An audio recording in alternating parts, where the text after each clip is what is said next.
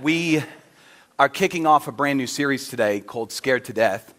And I want to just alleviate maybe one of your fears if you're here for the first time and maybe church is not a part of your normal routine or part of your normal gig. You need to know that coming to church doesn't make you exempt from being fearful. In fact, there have been people in this auditorium that have been here a lot longer than I have and maybe have been going to church their whole entire life, and their life still is filled with fear because it's a common thing for all of us. Whether you're a church person or not a church person makes no difference. We all have a struggle at some level with fear. I thought about telling you my greatest fear, but instead of telling you, I decided I would just let you experience it. So my greatest fear is this right here. I am deathly scared of the dark. And then if you couple that with my second greatest fear, which is being alone, it's the reason why I can handle the darkness is because there's hundreds of people with me this morning. So being alone and in the dark is probably my greatest fear. I was reminded of it actually on Friday night. This past Friday night, I was reminded of it because I was standing outside of the Haunted Mines waiting for my daughter and a group of her friends that are in a small group with her, the 10th grade girls small group here at Red Rock, went to the Haunted Mines. And I was actually recalling a story with a dad that was there with me that night of the last time I actually went through a haunted mine. Notice I was waiting outside the Haunted Mines on Friday night because of an experience several years ago of actually going through a haunted house, and I didn't enjoy it, and so I've never done it since then. It was probably about 8 years ago. I was in Austin, Texas, and I was actually not on staff at a church, just in the marketplace, but I was the freshman guys' high school small group leader. And so the entire high school ministry of our church went to this place called the House of Terror. That should have been my first clue to not go in. And then I also realized that the freshman guys were totally fine going through by themselves, and one of the leaders at our church that was on staff noticed that the freshman girls were not as eager to go through the House of Terror, and so they said, "Perko, you'd be great to go with the freshman girls through the House of Terror, wouldn't you?" And I was like, "Yeah, sure."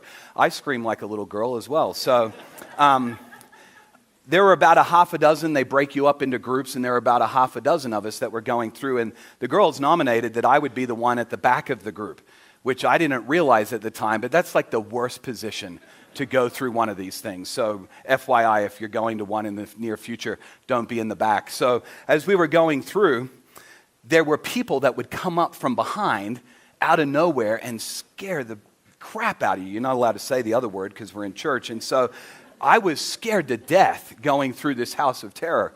And I discovered there was a technique that I developed that helped me to overcome my fear.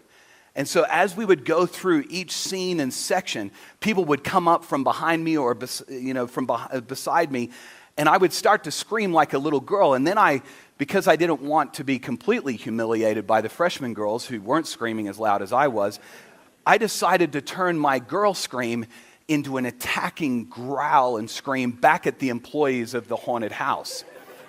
So we'd be walking along and I'd be like, "Ah!" And it was effective. I was able to get through the whole experience and overcome my fear by just going nuts on these employees at the House of Terror. It reminds me of something the pioneers used to do, and maybe you're familiar with this phrase, to fight fire with fire. Like when your enemy attacks you, you attack them with the same kind of vengeance. I just wish I had a chainsaw as I was going through the House of Terror. But this idea of fighting fire is something that firemen know well, and lots of the pioneers that kind of built this land understood that they would go around their homes and they would actually burn off areas around their homes, and it's still done today to help fight fire. You can actually fight fire with fire, which then begs the question then, what can we fight fear with? And you might think to yourself, well, the obvious answer, Jason, you exemplified it when you were at the haunted house. You fight fear with fear. But you know all too well that that doesn't work. fighting fear with fear doesn't help us to overcome fear in our lives. So then immediately the thought comes to your mind, well, obviously, what's the opposite of fear? You fight fear with courage then. And that's the thing that allows you to overcome fear in your life. The reality is neither one of those things work. And probably you know from personal experience with fear in your own life that trying to fight fear with just being brave or being more courageous doesn't necessarily lead to overcoming fear.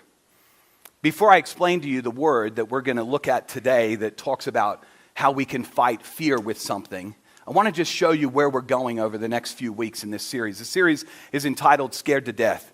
Today, we're talking about this idea of the fear of the future. Most psychologists would actually say that probably more than 90% of our fear in life has to do with the future. Next week, we're going to tackle this subject, the fear in the present. And we're going to talk about the big word, the big idea, the big concept that is just pervasive in our culture today of anxiety.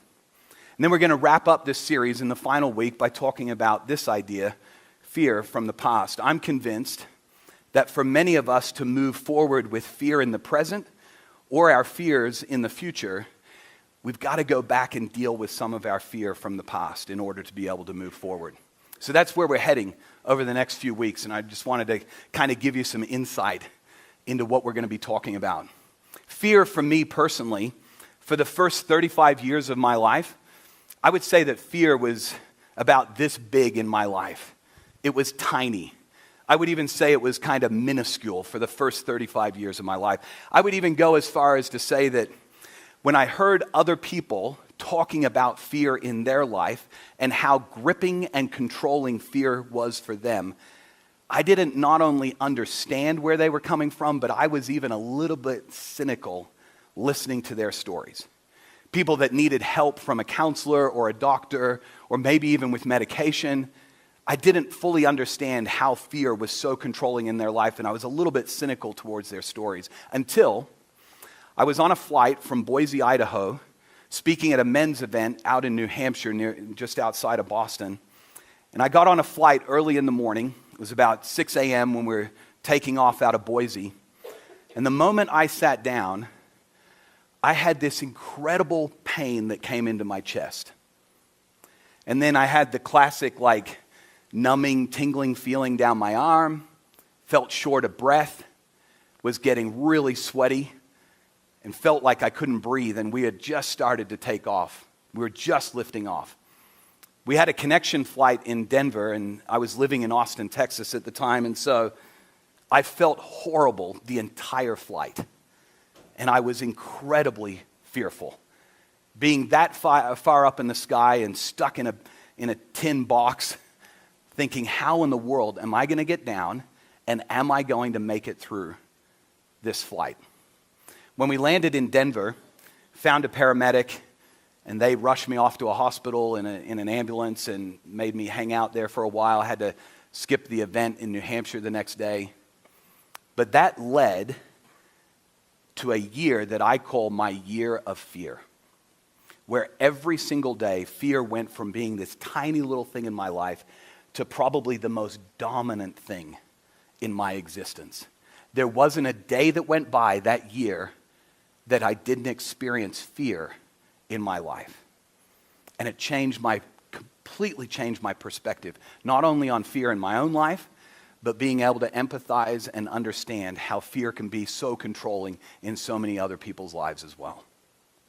For the sake of this series, I want to give us just a working definition around fear, what fear is, to help us understand exactly what we're talking about. Fear is pretty simple. Fear is an unpleasant emotion. I don't think anybody woke up this morning and thought to themselves, I hope my day is just filled with fear. I'm so looking forward to this. No, fear is an unpleasant emotion. And it's caused by a few things. It's caused by anticipation or awareness of a future danger or loss. Think about it for a moment. Most of our fear is tied to something that hasn't even happened yet. Something in the future that we're anticipating might happen, It's not even a certainty that it will happen, but the anticipation of it, and because of the world that we live in with so much access to information, we are aware of more things that could potentially happen in the future than any other generation in the history of mankind. And so because of that awareness and anticipation of future danger and loss, I'm convinced we live in a world that is more gripped by fear than any other time in human history. It's something that's coming in the future. It's not fun. And oftentimes, we're not even certain whether or not it's going to happen. Here's the problem with fear. The problem with fear is that fear wants to control us. Fear is this thing that has a desire, an appetite for control. And you might be like I was before my 35th year. You might be sitting there saying, Jason, I don't know about that, man. I don't let fear control me. I don't allow fear to force me or to keep me from doing anything. Maybe like me, for the first 35 years of my life, fear was such a tiny little thing that I'd never really noticed how it was trying to control me. If that's the case for you, I want to ask you just two questions that might help you understand the level that fear is trying to control you in your life. The first question is this: has fear ever kept you from doing something? Think about that for a second. Is there anything in your life, a relationship, a dream, an idea, that fear has kept you from pursuing? For me, that year of fear, towards the end of it, my wife decided that the two of us needed a vacation. If you were to ask Kristen about my year of fear, she would call it the darkest year of our marriage. And that vacation was probably the pinnacle of the darkest year of our marriage. We took a 3-day vacation, and we were on the beach most of the time, and fear kept me the whole time from ever leaving the sand and going down into the water. Fear kept me on that vacation from having meaningful conversations with my wife like we'd had on so many vacations before it and so many vacations since. Fear kept me from really relaxing and resting like I needed to on that vacation. The second question I have for you to help you understand whether or not fear is trying to control your life is, has fear ever caused you to do something? Fear caused me to stay up on the beach. Fear caused me to be quiet when we should have been having conversations. Fear caused me to be just frustrated, and it fueled this inability to relax and rest on that vacation. But what about for you? Has fear ever kept you from doing something, or has fear ever caused you to do something in your life? For me, in my experience, one of the first things that helped me to begin to overcome fear was this simple idea right here. Understanding fear was critical for me to overcoming my fear. First of all, gaining a better understanding of what fear is in my life was kind of the first step for me to begin to overcome the fear that I was experiencing. There's a simple little tool that I want to show you this morning from a psychologist. His name is Dr. Albrecht. And Dr. Albrecht has developed what he calls a hierarchy of fear, or he likes to call it a fear-archy. It's kind of clever. I thought some people might laugh at that, but obviously we're gripped by fear. In his fear-archy, he developed 5 categories that all of our fears in life fall into, and it was so helpful for me to gain a better understanding of the fear that I was experiencing. As I put these categories up on the board, I want you to think of these categories with these 2 words in mind: future, loss.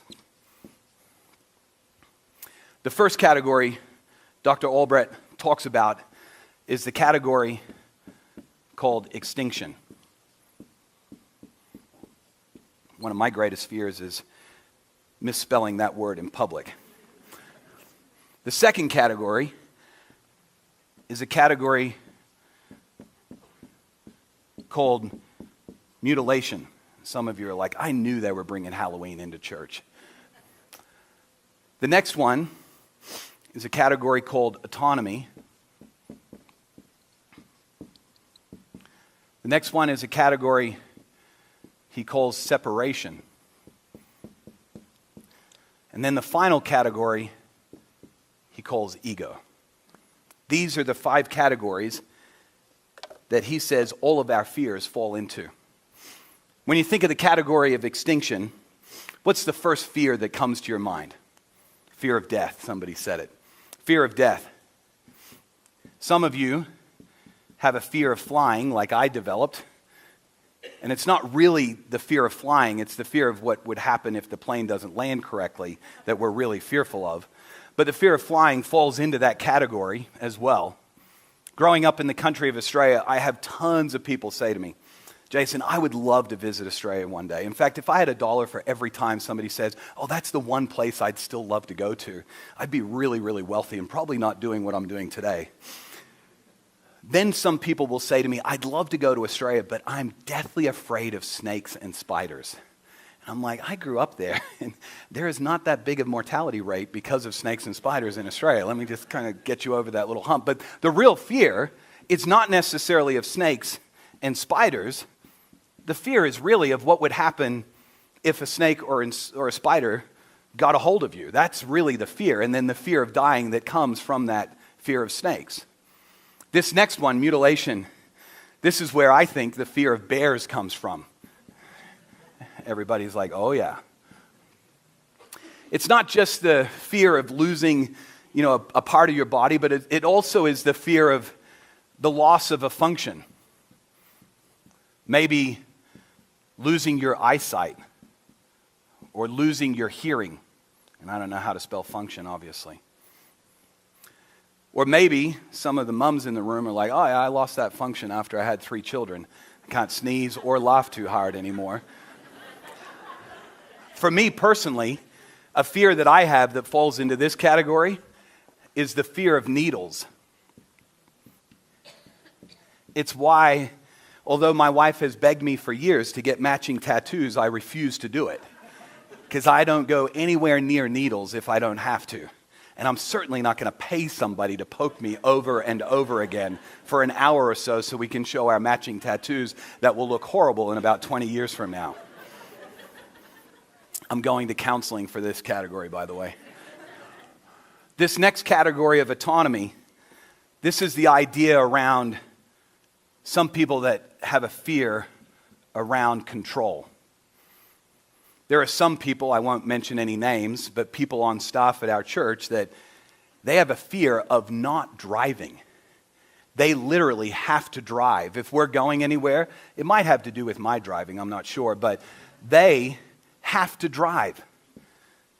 In fact, they're the type of people, maybe you've got friends like this, when you say, hey, we're going to meet such and such a place, and they say, you know what, I'll just meet you there.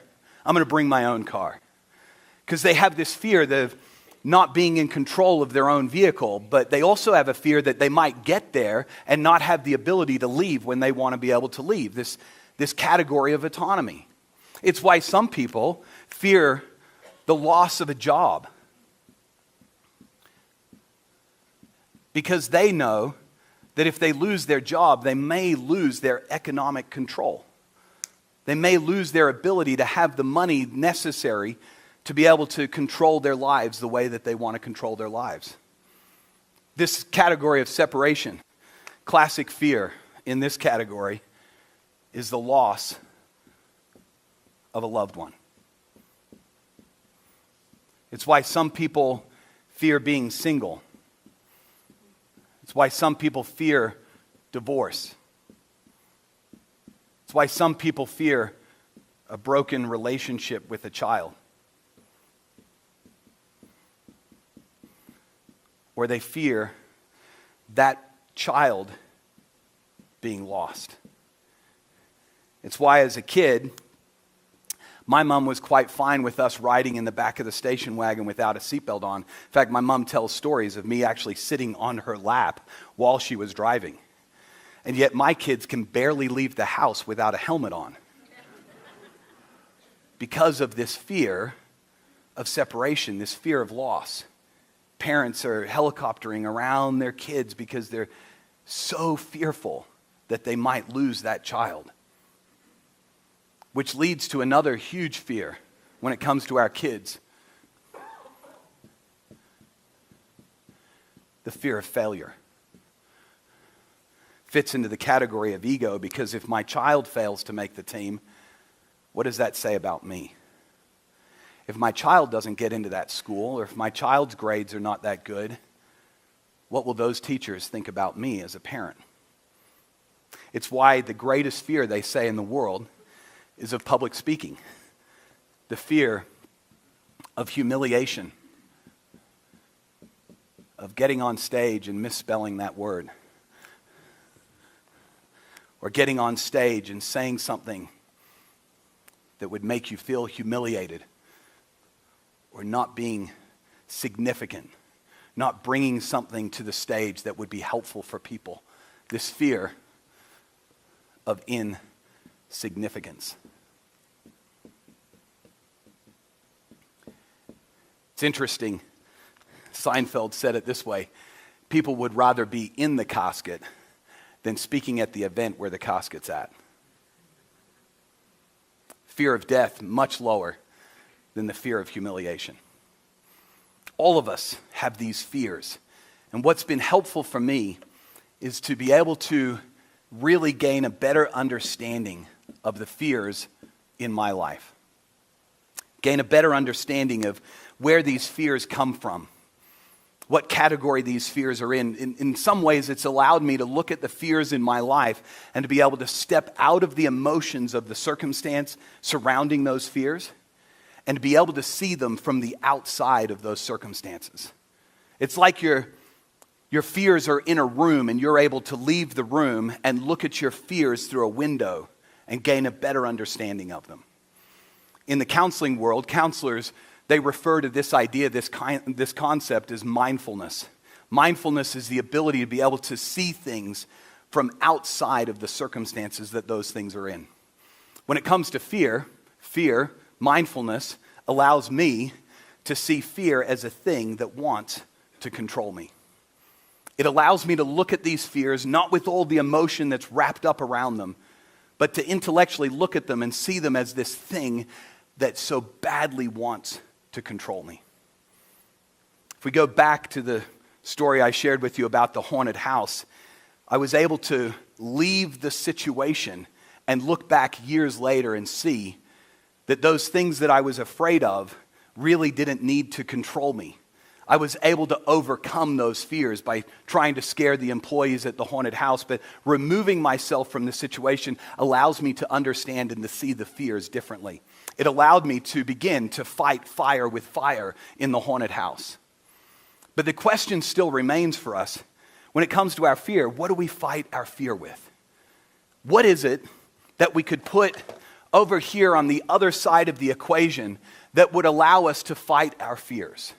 What goes in this box? What goes in this blank that allows us to overcome and to fight our fears? Jesus had a best friend while he was here on the earth. When Jesus was walking this world, walking this earth and this planet, he had some friends, but he had a best friend, a guy that he was the most close to. He was the closest friend of Jesus, a guy named John. People talked about John as being the one that Jesus loved the most. It was like Jesus' BFF. And John gives us incredible insight into what word we can put in that box that will allow us to fight our fears. John wrote an entire account of Jesus' life. We call it the Gospel of John. It's the fourth gospel in the second half of the Bible in the New Testament. And he wrote the entire story of what Jesus' life was like. But then shortly after that account that he wrote, John wrote 3 letters to the first followers of Jesus living in the first century. They had a super dynamic creative meeting when they named these letters. They called them 1st, 2nd, and 3rd John. These were the 3 letters that John wrote. Helps us to understand which ones came first. In his first letter, John, addressing some early followers of Jesus around this fear right here on our feararchy, he addresses this fear of death, and even more importantly, he addressed the issue of what would happen after we die.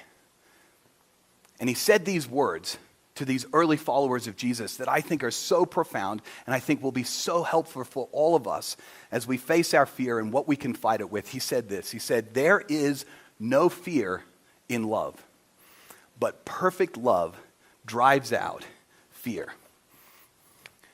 John says that love is the thing that we can fight our fear with. It's love that allows us to fight fear. So counterintuitive. In fact, when I think about fear, love is not the thing that first comes to my mind when I think about how can I overcome or how can I fight off my fears. But John says, not only does love give you the ability to overcome your fear, listen to his words. He says, perfect love, love that comes from God, drives out fear. Not perfect love will help you to kind of navigate your fear, or perfect love will kind of help you to just live with a little bit of fear in your life, or perfect love will help you kind of overcome and get over your fear. No, John says perfect love drives out. It's like he's saying perfect love can dominate and destroy your fear. I don't know if you're experiencing any level of fear in your life right now, but some of you, I've got to imagine, like I have been many times in my life, you are absolutely fed up with fear controlling you. You're done with it. John gives us incredible hope. He says fear doesn't just allow you to overcome or to manage or to navigate your fear. No, fear has the chance to dominate and drive out and destroy that fear that you're fed up with. An incredible, incredible statement from John. As I think about it, I think probably the best way I can illustrate what John is talking about is around this idea of fire.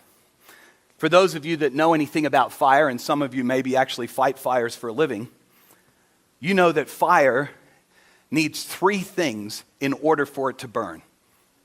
It needs fuel, it needs heat, and it needs oxygen. That's why those early settlers and even people today, they fought fire with fire by burning off all of the grass, all of the fuel around their homes, because then when the fire would come to that area, it would lose one of the three things that it needs to be able to burn. There'd be no fuel for it to burn and the fire would die.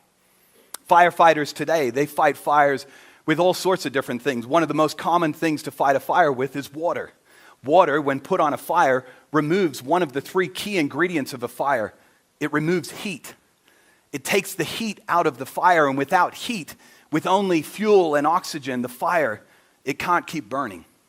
This typical extinguisher that you see around buildings, maybe in the office where you work or the school that you go to, this has chemical in it that when placed on a fire, actually creates like a blanket over the fire. You maybe have heard of people throwing a blanket over the fire. When they do that, it drives out all the oxygen from the fire. When you spray the chemical on the fire, the heat is still there, the fuel's still there, but there's no oxygen left, so there's no ability for that fire to keep burning. It's like John is saying to us, God's love is like a fear extinguisher. It comes in and it removes, it destroys the fear in our lives. It doesn't navigate it. It doesn't help it to kind of burn a little lower. It doesn't help the heat to get a little bit less strong. No. John's saying your love and God's love in your life can be the thing that extinguishes fear from your life. So I think not only is it important for us to understand fear and to gain a better understanding of fear in our life, not only is understanding fear critical to being able to overcome fear, but along with that, perhaps even more important than that, understanding and experiencing God's love is guaranteed to overcome fear. John doesn't say to you, hey, if you begin to understand and experience some of God's love, then fear is going to take a smaller role in your life. No, John is saying if you can understand and experience God's love in your life, it is the key, it is the guarantee to removing fear from your life. Probably the best explanation of God's love that I've ever seen is in a letter that was written to a group of Christians that were living in Rome by the Apostle Paul. Paul was a contemporary of John, Jesus' best friend, and Paul writes a description of God's love that I think is the best description I've ever seen. He starts the description, though, of God's love with a question. He says it this way: who shall separate us from the love of Christ? Who shall separate us from God's love? And then he gives some examples of the things that might be able to separate us from God's love. And Paul is a guy that knew firsthand all about the things that he lists next. He says this: shall trouble or hardship separate us from God's love? Is that possible to separate us from God's love? Trouble or hardship? Paul was no stranger to that kind of thing. He had been shipwrecked, he'd been beaten, he'd been put in prison because he was a follower of Jesus, and he kept telling people about this guy that was crucified and he was buried and he rose again from the dead. He knew all too well what trouble and hardship was like.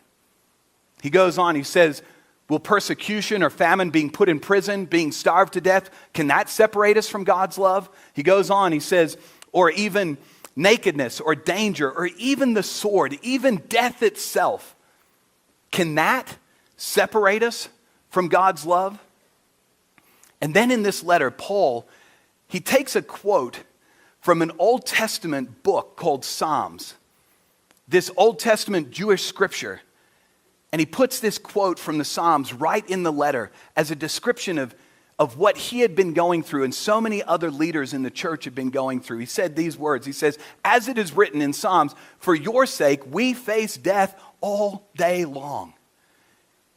What can separate us from the love of Christ? Hey guys, we are facing death all the time. We are considered as sheep to be slaughtered. We're on somebody's hit list of people that they want to eliminate. What can separate us from the love of God? And then Paul answers his own question. He says, no. In all these things, hardship, trouble, persecution, people chasing us down, trying to take our lives, in all these things, look at the language Paul uses. We are more than conquerors through him who loved us.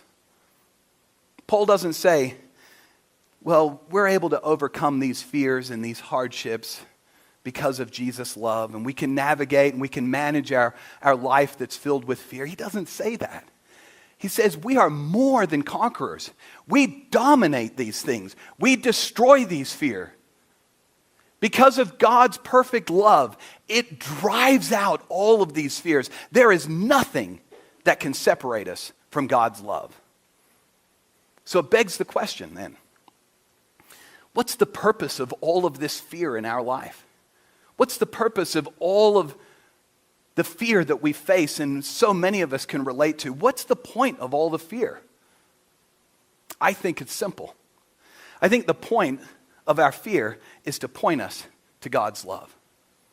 The point of our fear is not to overcome it or try to minimize it or destroy it, but the point of fear is to point us to God's love. The point of our failure, the fear of being humiliated, the fear of insignificance, is to point us to what God actually says about us. See, if I'm going to fight my fears with God's love, I need to understand that when it comes to this fear category of ego, God's love says you matter. I don't care if you misspell something on stage. I don't care if your child doesn't make that team. I don't care if you're humiliated in the workplace. I don't care what other people think about you. I know you're fearful of these things, but my love tells you that you matter. That's the point of fear, is to point us to God's love. The point of this area of fear, or this category of fear of separation, is to point us to this truth, that although you may lose a loved one, although you may be single and fearful of the fact that you'd be single the rest of your life, although you're fearful that that marriage will never be restored or that child will never come home, God's love says this: I will never leave you. I will never leave you. I can't promise that you're going to have somebody that will be with you the rest of your life. I can't promise that that relationship will be restored. I can't promise that you'll never lose a loved one to cancer or some other illness. But God's love does say, and he does promise, I will never leave you. When it comes to this category of autonomy, I wanted to write up on the board, you're not in control anyway. But that would be super morbid, and then everybody would leave depressed. I wanted to write up there, I know you have to drive because you think you're in control, but you've forgotten about the thousands of other idiots on the road who are in control of their piece of metal coming at you. Here's what God invites you to hear about his love. If you struggle with a fear of control, God invites you to trust him. God's love says, trust me. Feels like your life is out of control, but God says, I'm in control, and I'm just inviting you to just trust me. That's the point of that fear. The next one, God's love says, you are perfect. He made you just the way you are. You may fear losing your sight. You may fear losing your hearing. I don't know what it is that you fear. But God says in his perfect love that you are perfect. He made you just the way you are, and you are perfect just the way you are. And then this final category, God's love, says this: I defeated death. You don't have to be fearful of death because Jesus defeated it. I don't know what category of fear your fear lands in, but I'm convinced that the point of your fear, the point of my fear, is to point me to God's love. Paul wraps up this emphatic statement about God's love with this description. He says, for I am convinced that neither death nor life, it's almost like he's listing everything up on the board, neither angels nor demons, neither the present nor the future, nor any powers. He goes on, neither height nor depth, flying airplanes, nor anything else in all creation, snakes, spiders, whatever you want to list in all creation, will be able to separate us from the love of God that is in Christ Jesus. And then he wraps up this whole thought with one more question. What shall we say then? What then shall we say in response to all of these things? And Paul answers his question with another question. It's kind of a unique way to answer a question. He answers it by saying this: if God is for us, who can be against us? All these fears point us to the fact that God is for us. All these fears, the point of them is to point us to God's perfect love, the thing that can drive out and extinguish our fear. It's almost like his question really could be reworded into a statement. I would read it like this: if God is for me, there is no fear that can force me to do anything. No fear that can force me not to do something. There is no fear that can force me to do something. If God is for me, there is no fear that can force me. Let me get really practical as we wrap up this morning. I want to give you 3 things that have been incredibly helpful for me in facing fear. Number 1, identify the fear that you're facing. Take a look at the categories. Identify whatever that fear is. Number 2, articulate God's love related to that fear. What is the fear? Identify it, and then articulate God's love related to that fear. And then finally, probably the most important of the steps is this: invite God's love in. Don't just intellectually understand it. Don't just intellectually say, here's my fear and here's what God says about it. But actually invite God in. I'm convinced that inviting God's love in is what leads to experiencing him. My year of fear, I had a job where I had to fly multiple times a week.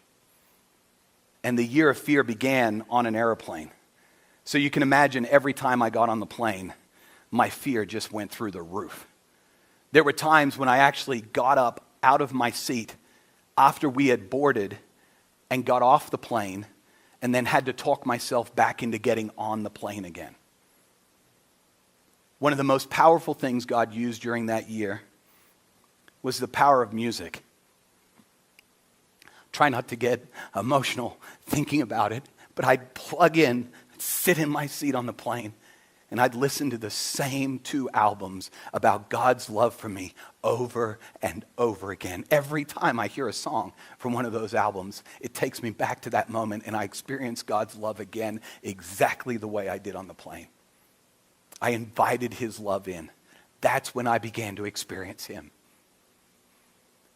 Because of the power of music, I thought it would be helpful for us to be able to learn a new song throughout this series that we're going to sing every single week, that I hope somewhat becomes an anthem for all of us that are facing fears in our life, to not just understand our fear and understand God's love, but actually invite God's love in. Because I'm absolutely convinced it's in both the understanding and the experiencing of God's love that's guaranteed to destroy our fear. So Jerry and the band are going to come in just a moment, and they're going to teach you this new song as we wrap up today. There's a line in the song that I don't want you to miss. And the line says these words: "Fear doesn't stand a chance when we stand in God's love." Would you stand with me? I'm going to pray for us, and the band's going to teach us this song. Heavenly Father, thank you so much for these incredible words from your best friend John that provide us incredible hope as it relates to fear. God, I thank you that fear doesn't have to control us any longer. But when we experience your love, your perfect love, as John said, it drives out fear. It no longer has any rule over us. It can no longer force us to do anything or force us from doing things. But your perfect love drives out fear. God, I pray for every single person, myself included, that wrestles with fear on a daily basis, that we would both understand and experience your love in our lives so that it might drive out these fears. We can't do it on our own, God, so we're asking for your help. We're inviting you in, asking you to fill our lives with your perfect love so that it would drive out this fear. We pray this in your Son's precious name, in the name of Jesus. Amen.